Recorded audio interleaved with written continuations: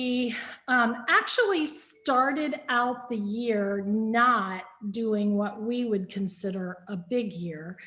For the 3 years prior to 2019, we had seen over 600 birds in the US.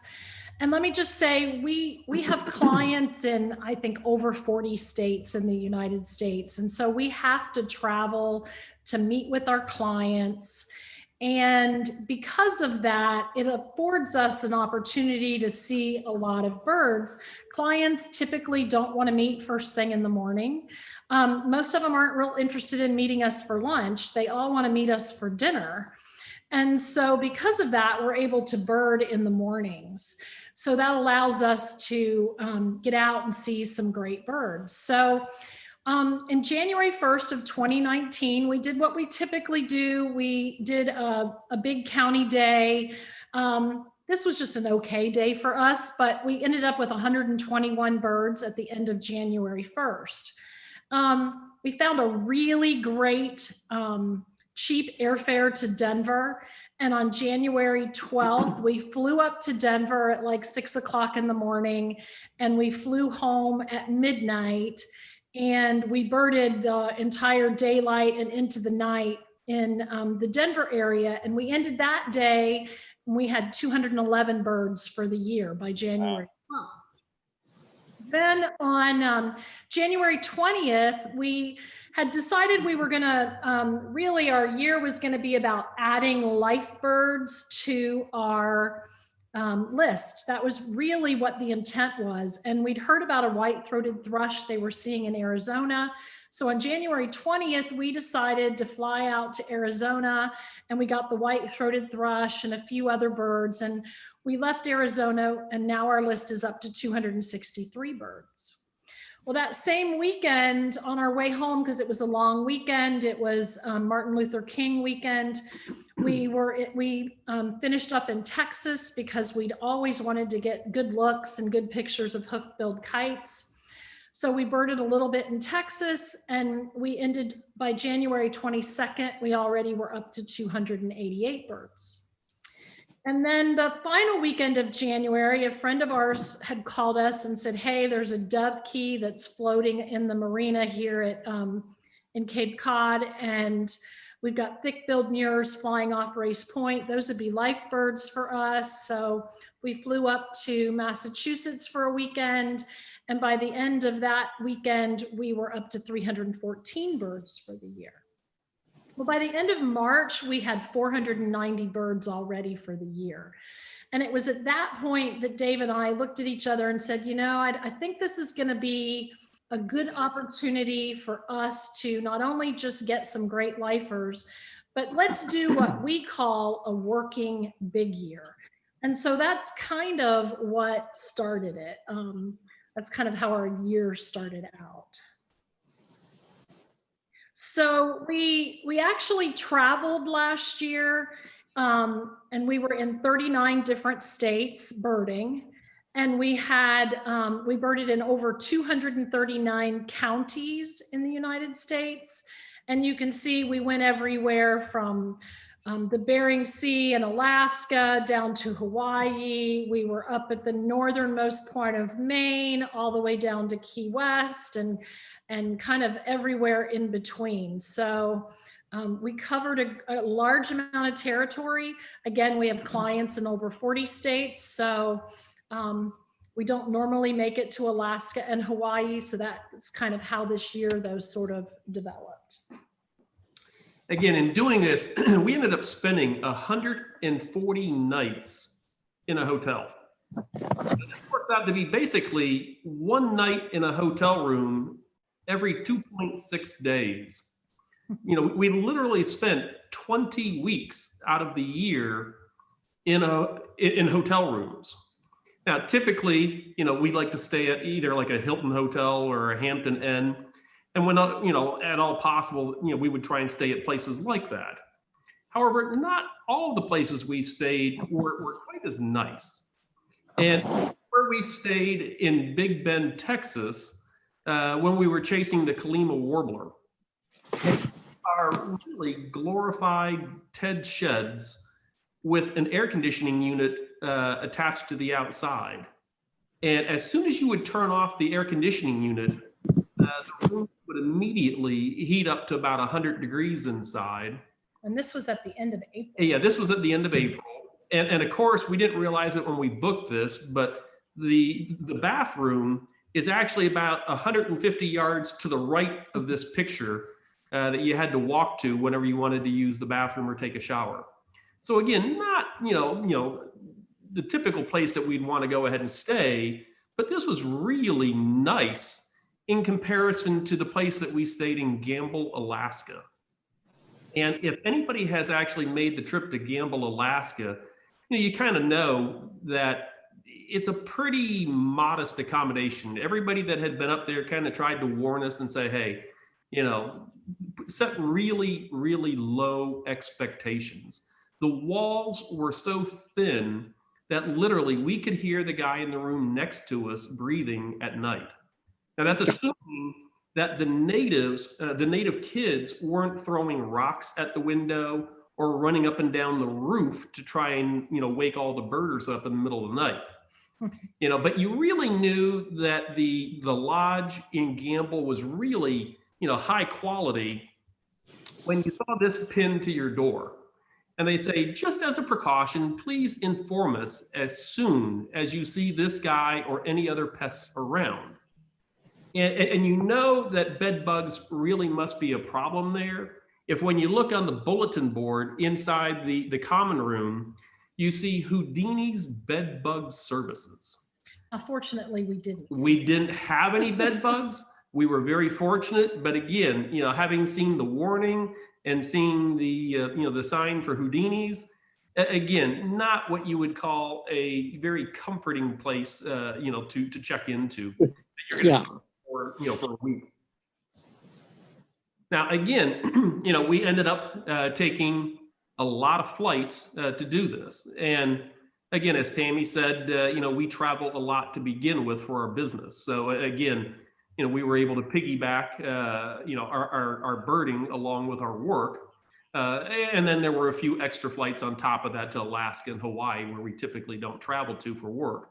But we had 121 flights. That made us a platinum member last year on Delta. We were gold members at United and American. But we also flew some lesser known airlines like Bering Air.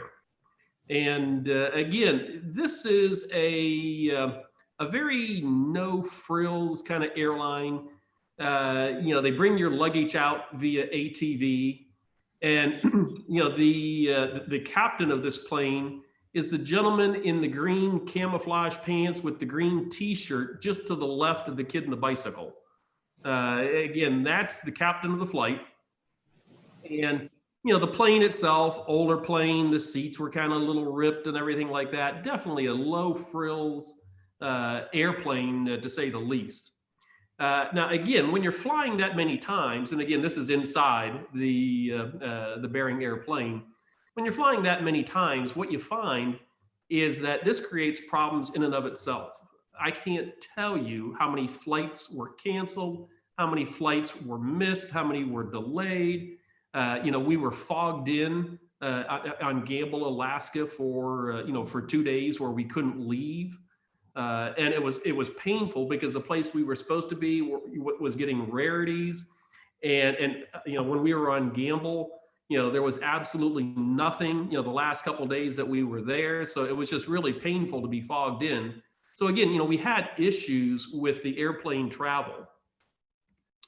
We also spent a fair amount of time in cars, and we drove 36,000 miles in cars, of which about 30,000 of that was in rental cars. And it was always kind of interesting. The rental car never looked quite as clean, whenever we would, take it back as when we first picked it up. But again, we did a tremendous amount of driving, which included a lot of off-road driving. We spent 5 days in Gamble riding around in ATVs. Again, a little bit more of a fun, way to bird via ATV, because the island's a pretty good size island, and they really don't have cars out there. But again, occasionally we had problems where the native kids would come in the middle of the night and they would siphon all the gas out of the tank so they could sell it back to you in the morning. However, I think our most fun way or mode of transportation was actually riding the combines in Louisiana for yellow rails. And if you've never done this, highly recommend it. Just a really fun way to get to see, a lot of rails. And they have the Yellow Rail Festival out there where they organize all this. Again, can't recommend it enough. Great way, like I said, to go ahead and see yellow rails. Of course, again, when you're doing that much traveling, especially off-road traveling, very, very common to have flat tires. We had several flat tires last year. We've had several flat tires this year. Again, when you're driving down a lot of dirt and gravel and rocky roads, it's going to happen. And I have to say, I kind of pride ourselves on the fact that we've gotten to the point where we're kind of like an indie pit crew. We can change a tire really fast now. So one of the other modes of transportation that we used were boats. And this year we spent 27 days on the water, and that included 7 overnights. And the first and probably my favorite way to do pelagic birding is on the relocation cruises. And what a relocation cruise is, for those of you who don't know, the cruise lines move their ships from Southern California to Vancouver, Seattle area in the springtime so that they can then start cruising from Seattle and Vancouver up to Alaska. And then in the fall, they bring the boats back from that same area back to Los Angeles and San Diego, so they can then do the Mexican Riviera and Hawaii cruises. And what that means is that the ship is offshore in the Pacific in perfect birding waters for 3 or 4 days. And they don't go inland at all. They're offshore the whole time. So it gives you several days, complete days of some really good birding. And you're on the cruise deck. They use stabilizers. So for the most part, it's so stable that you can set up scopes. People bring stools, they bring deck chairs up, they can sit down and look at birds. You can pick where your room is. So we always manage to pick a deck our room on the same deck that we're gonna bird, so we can go use our own restroom. And of course you have meals and everything. And when it gets dark, there's still entertainment on the boat if that's interesting to you.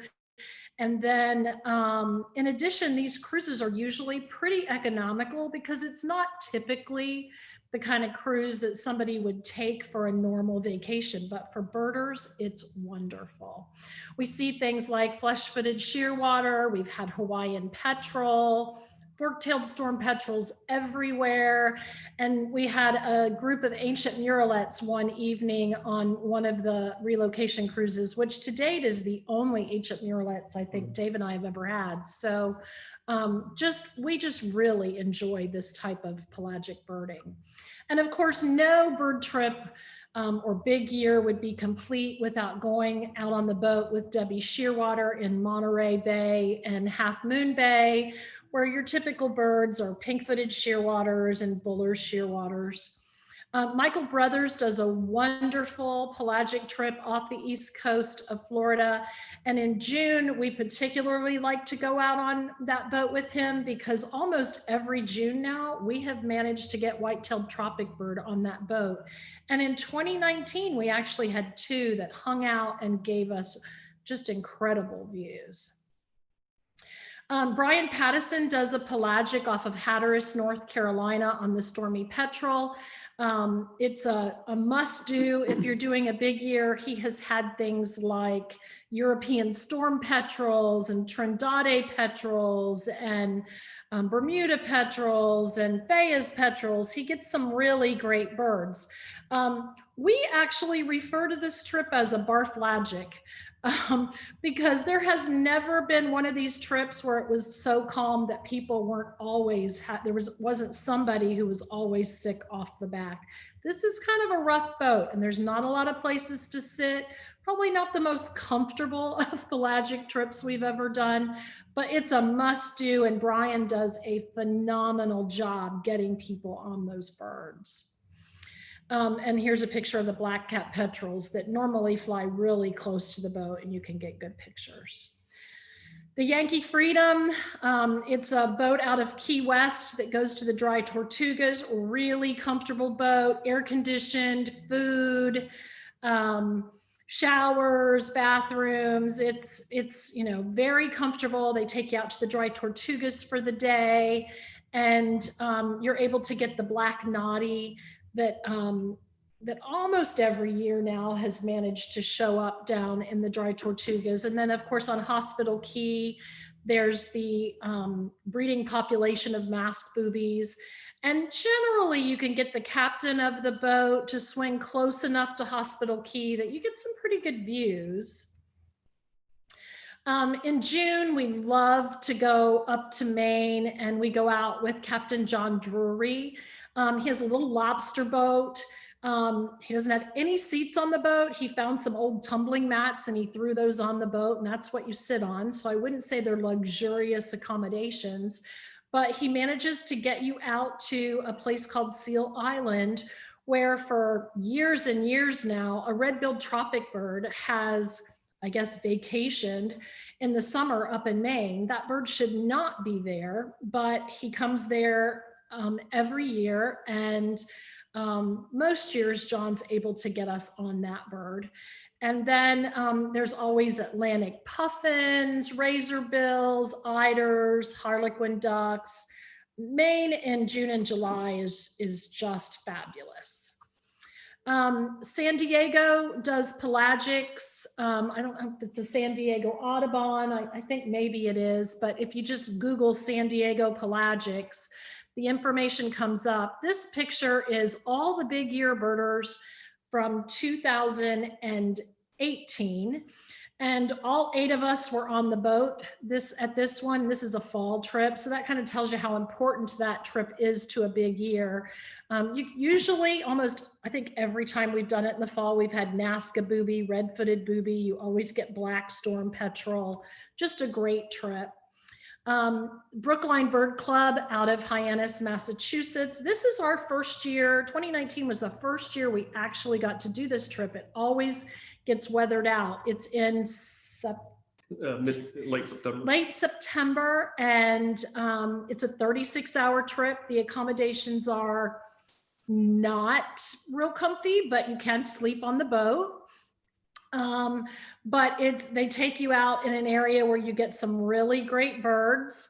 And this year we were able to do that. And we actually had a Bermuda petrel that flew by the boat, gave us great views for an extended period of time, got really good photographs. We also had white-faced storm petrel, and this is the trip. If you want a white-faced storm petrel, this is the trip to go on to get it. And then in the morning when I woke up, this is the view that I had of the sunrise with Wilson's storm petrels kind of dancing around the back of the boat. The guys on the boat caught swordfish that night and served us fresh swordfish sandwiches for lunch. It was a great trip. Island Packers is another pelagic we went on. The Channel Islands off of Ventura, California, just north of LA. They do a couple pelagics. I think this one that we normally go on is in July. And this was our 2019 big year birders. There were 7 big year, the top 7 were on the boat. Number 7 ended up having to take the picture. But we're all on that boat because that's a really important pelagic to get great birds. You can get rarities like blue-footed booby, Nazca booby. But some of the typical birds are sooty shearwater, black-vented shearwater. Scripps' murrelets actually breed and nest in the Channel Islands. So your chances of getting to see those are real high on that trip. This year, because we went to Alaska, we did a Kenai Fjords nature cruise. On top of just breathtaking scenery, we had marbled murrelets right next to the boat, tufted puffin, horned puffin, red-faced cormorants. It was just a really fun trip. Dave and I actually have our own boat. We call it the McLagic. And it's here in Fort Myers. We go out in the Gulf and we're able to get a lot of our pelagic birds, local pelagic species, just from our own boat, like Cory shearwater, northern gannets, lots of different Jaegers, brown boobies.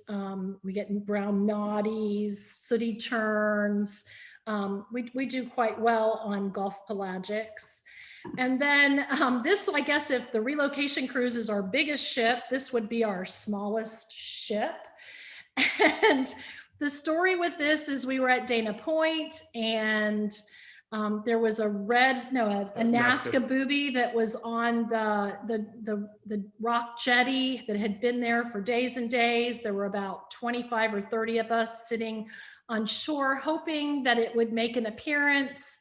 The day kept dragging on. So finally we kind of got impatient and we rented a little Zodiac from the marina and we took our ship out to the rock jetty because we knew that that Nazca booby was going to be on the backside of that rock jetty and this was going to be our opportunity to see it. So we rounded the point and there was no Nazca booby, but there was a nice brown pelican shot. So he gave me a good picture anyway.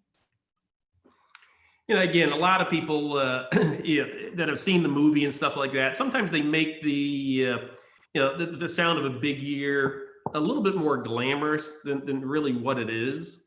It's actually a fairly grueling year, especially if you're trying to work full time while birding really hard, because the harder you push yourself, the more prone you are to have potentially illnesses or to potentially end up with injuries.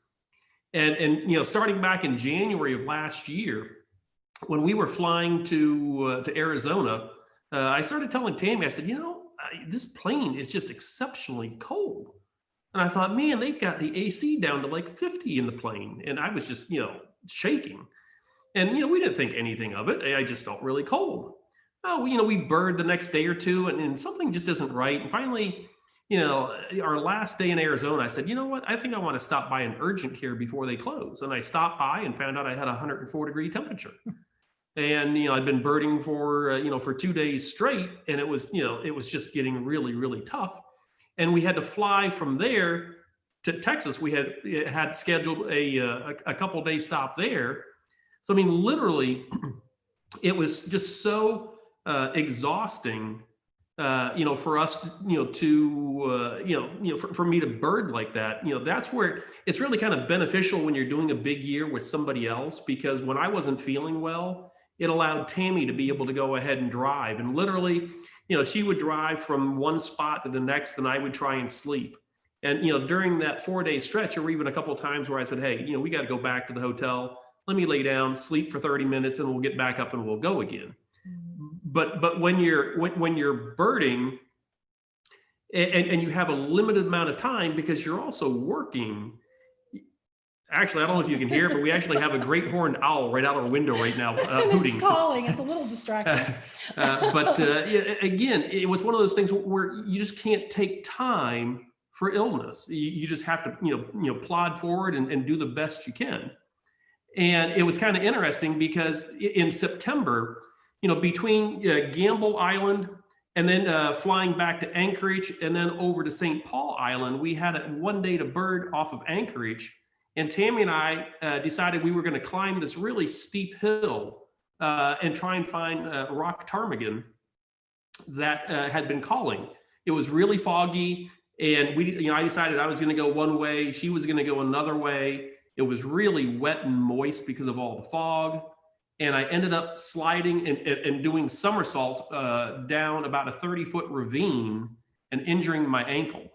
The picture on the left is me in the hospital there getting X-rays, to see if I had broke anything. And fortunately, I hadn't. But I can also tell you that was September of last year, and my ankle still isn't right. 2 weeks later, we're on the Pelagic out of Hyannis.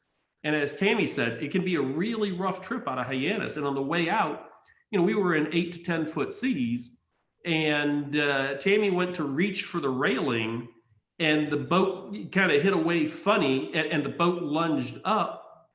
And when it did, it jammed her fingers, and she broke her knuckle, in the wave. Now, fortunately, there was a doctor on board who happened to be a birder, and he looked at this, and immediately he said, "Hey, I think we should go ahead and get a pair of bolt cutters and cut your rings off." And Tammy said, "Absolutely not going to happen." So she spent the 36 hours birding with one hand above her head to try and keep the swelling down. With ice, because the doctor said, "Look, I'm going to check on you every couple hours, and if it gets any worse, I'm going to basically insist." And fortunately, it didn't. She came home, she let the jewelers cut off her rings, and again, her knuckle is just getting back to normal now. The picture in the middle, that was from our second to last day of, or third to last day of birding last year.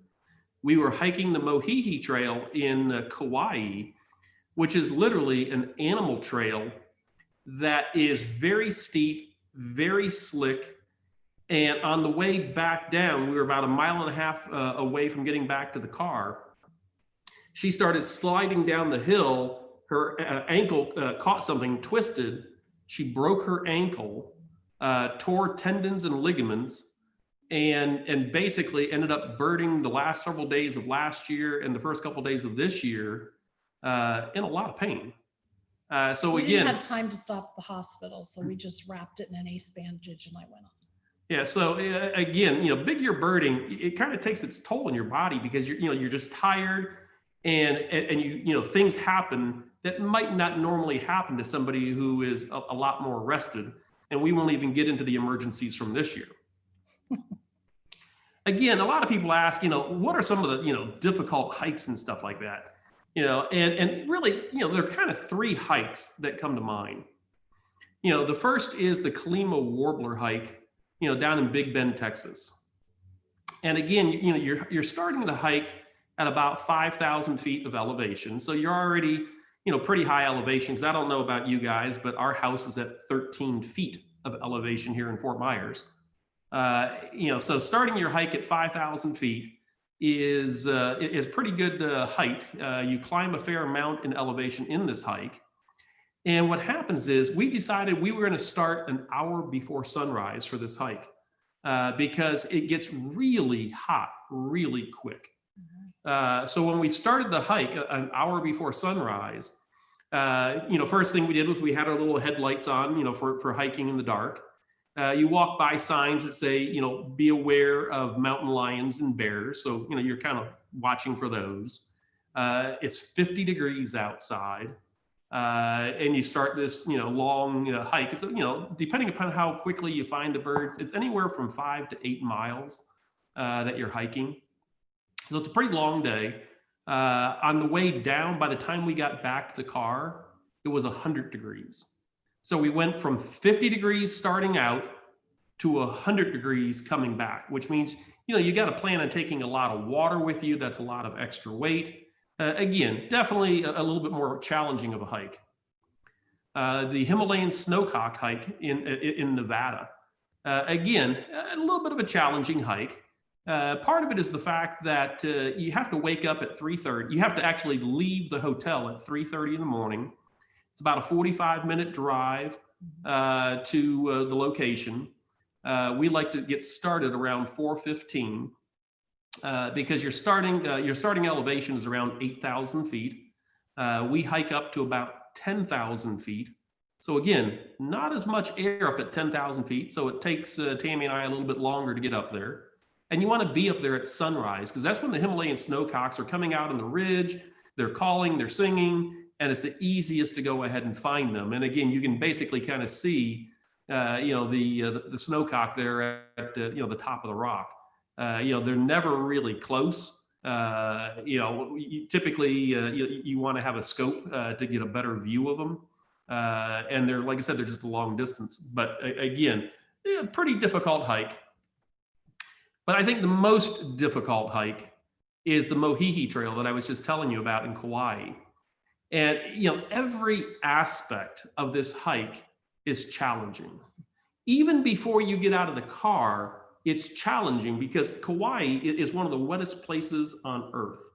And consequently, you have to drive down this mud road to get to where you park. And you've got to go several miles down this mud road. And literally our guide, Mandy Talpas, who was just a phenomenal guide. She's the best, guide, around, an incredible guide. She was driving, fortunately, because you have to drive this muddy road at a high rate of speed. You've got to be able to do this big U-turn at a high rate of speed so the car doesn't get stuck. Then you get up to this raging river. The river is about 100 yards across. And the first day we got there, we had to get out and survey the river. It was so deep and running so fast, that she said, if we try and cross it in the car is going to get swept downriver. Didn't sound like a good idea. Went back the next day, river had dropped down. We were able to cross the river, park, and then the hike started. And again, we had to cross rivers. We had to hike up, the trails. And you can kind of see the trail right there behind Mandy. Again, it's not a park maintained trail. It's really more of an animal trail. And we're going up there to see, the Akeka and the Pu'ui Aio, which are, shown there on the right. Again, two very rare birds, code 3 birds. It's the only place you can get them. And it's the only place, that in the world that you're going to see them.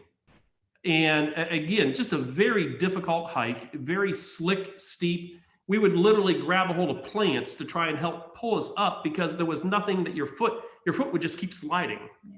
And on the way down, it is when Tammy went ahead and broke her ankle. So again, I would say the Mohihi Trail is the most challenging hike we've done. Yeah. Again, took us 7 hours to literally go 2.5 miles up and 2.5 miles back. Now, granted, the last 1.5 miles, she had a broken ankle. Our scariest trip, we got into October last year and we had every owl except for one, and that was the boreal owl. And initially, I called a guide named Con Tron from Oregon. He's known as the Owl Whisperer. Phenomenal guide. We had a chance finally to bird with him this year. Just a great birder. And he was already booked. So he just said, hey, this is the location. Just be aware, it's called Kalimo Pass. It's up on the border of Washington and Canada, just barely in the Washington side. It's up at high elevation. And he said, starting to get into October, it can get a little ugly up there. But again, we wanted to at least give it a shot. So we started the ride up, and immediately roads turned icy. We started having a lot of, snow coming down. This is the actual road. Our car, the last couple miles, it was just sliding everywhere. We had to go at a really slow speed. And again, probably like some people, we live here, in Southwest Florida. We don't get a lot of, opportunity to drive in snow. So I would definitely not say I'm an incredible snow driver. But again, we made it up to the top, to Kalimo Pass. We were fortunate, we got to quickly see the bird within the first 10 minutes. And immediately, I looked at Tammy, I said, I want out of here. We got the car turned around, slid down the mountain. Again, there's no phone service up there. You're probably 20 plus miles away from the closest town. And I just had this vision of a documentary being made about these two birders from Florida who slid off the road and froze to death in a snowstorm. And again, I was never so glad to get down to drive pavement, and weather, that was above freezing. Again, definitely not a thing that I would want to do again. Our quickest trip, that was last Thanksgiving. We got up and we were on a 5:30 flight in the morning to Boston. Got our car, drove over and got our lifer barnacle goose, which again, it was at a golf course. And the picture on the right is the green that all the Canada goose and the barnacle goose was walking around on. And literally, we got the bird so quick. And again, we didn't want to pressure the birds. So we got a few pictures and just said, all right, let's go. We went back to the airport, got an earlier flight. We were home by 3 o'clock. Tammy had a turkey in the oven and we were eating turkey and watching football by 6 o'clock that night, having gotten our barnacle goose outside of Boston that morning. Again, we've seen so many birds, last year. Really, really difficult to pick a favorite. But if we had to pick one, again, I think it would be the EEV from the Big Island of Hawaii. I mean, you look at this bird, and I mean, how can you not, really love this bird? And it's just super colorful. I mean, that big, honey creeper bill, just an incredible, incredible bird. Again, so if we had to pick one, that would be our bird. Our most memorable moment actually occurred on Gamble, Alaska. The Crested Aquids, they nest in the cliffs. And you could kind of see the cliff behind us in this video. And the Crested Aquids, when they fledge, sometimes they get confused and they don't make it to the water. And so quite a number of them end up on the island in various places, and these birds cannot walk at all. And so we were able to rescue a number of them that ended up in town, in the gravel, or in the boneyard, different places, and take them down to the water and release them. And that was just so special to me. These were life birds we were looking at, and they were just so special. And quick fun fact, Crested Aquids smell like lemons. Maybe you didn't know that. Our number 700 bird, Dave and I had worked all year long to make sure that we both were going to hit our target. We were both going to end with the same number. If I saw a bay-breasted warbler and he didn't see it that day, I wouldn't count it. I wouldn't count it until it was a bird that we had both seen, or if he saw a bird that I wasn't with him, then he wouldn't count it until I got the bird. So we really wanted our numbers to be the same. And so we were in Alaska.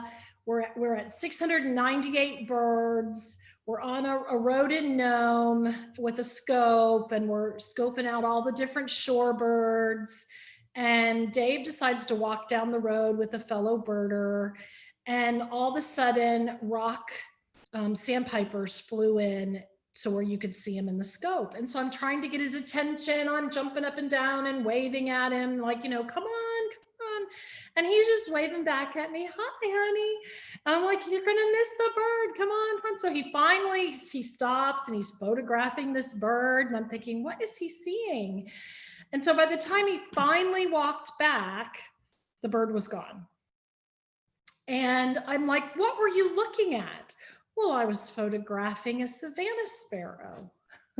So he missed the rock sandpipers, and I decided, I am not giving up my 700 bird today. I want it today.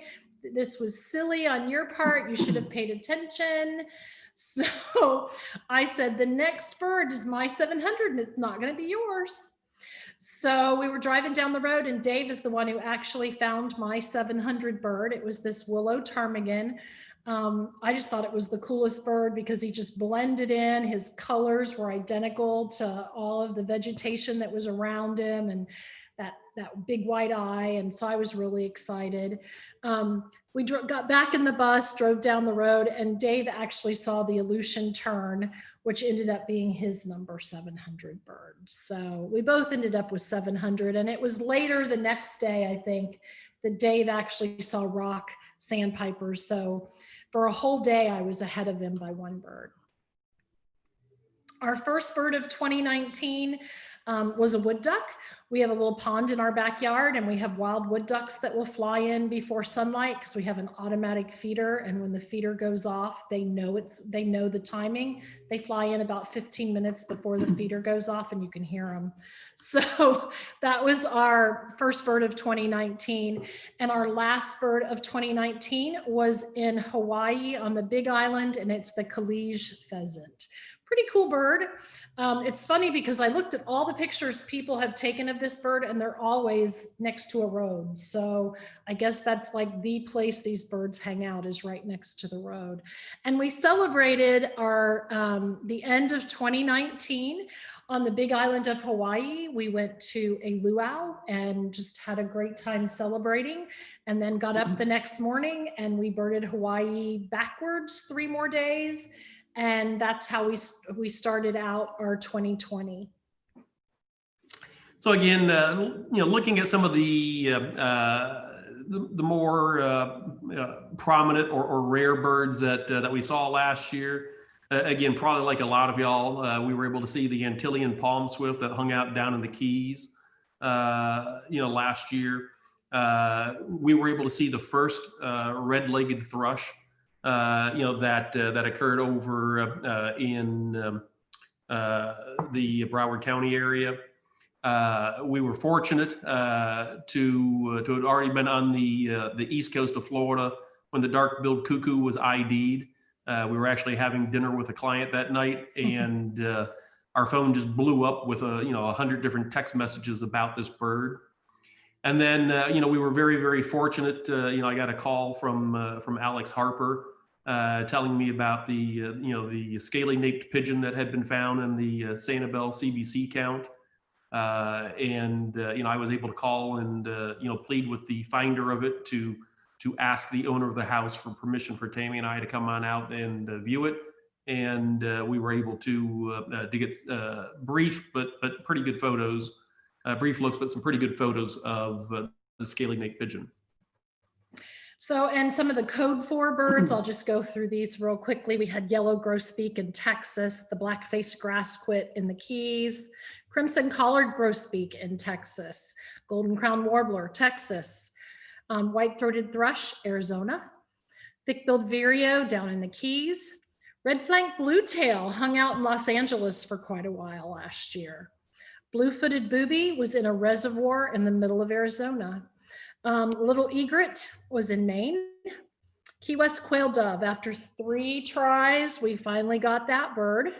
Plain cap starthroat in Arizona. Barnacle goose, our Thanksgiving bird. Gargany in the Salton Sea in California. Nazca booby off of California. Pink-footed goose, Delaware or Rhode Island, I can't remember which all of a sudden. But I think probably the biggest thing about our big year is we just made a lot of friends all over the country, lots of birders, lots of bird guides. Everybody was so helpful and so kind and generous and shared with us. And really, it's impossible to do a big year without help from other people. So, I would say that's probably the key to our success were our friends and other birders. So a few totals. We finished the year with 788 ABA birds for the entire ABA area. In the traditional area, we ended with 744. However, again, we're getting clarification, or we're waiting clarification from the ABA that actually may end up being 747 for the traditional ABA area. And for the lower 48, that's probably what I'm most proud of. We're 715, and again, potentially that could be going to 718 once we get clarification back for the lower 48, which if we go through and we kind of take a look at that, all time, that means in the ABA area, we had the 10th best year ever. In the US, that ranked as the 10th best year ever. And in the lower 48, that actually ranked as the 3rd best lower 48 number ever. And it made Tammy the highest ranked female ever for a lower 48 big year. So again, very, very proud of those accomplishments, all while working basically full time. We ended up with 102 life birds last year. And again, a figure that we're very, very proud of is the fact that we had 98% of our birds photographed or recorded with audio recording that was uploaded to eBird. So where are we so far in 2020? Again, we obviously haven't been traveling. A lot of things that we had scheduled for vacation have been canceled. But we're still very fortunate since we were able to start the year out in Hawaii. And we've got kids that live out on the West Coast that we spend time with. So we're up to 732 birds for the year as of right now. Hoping to get maybe one, maybe two more birds before the end of the year. So with that, we hope you enjoyed our presentation. And at this point, if there are any questions, we'd be happy to open it up for any questions.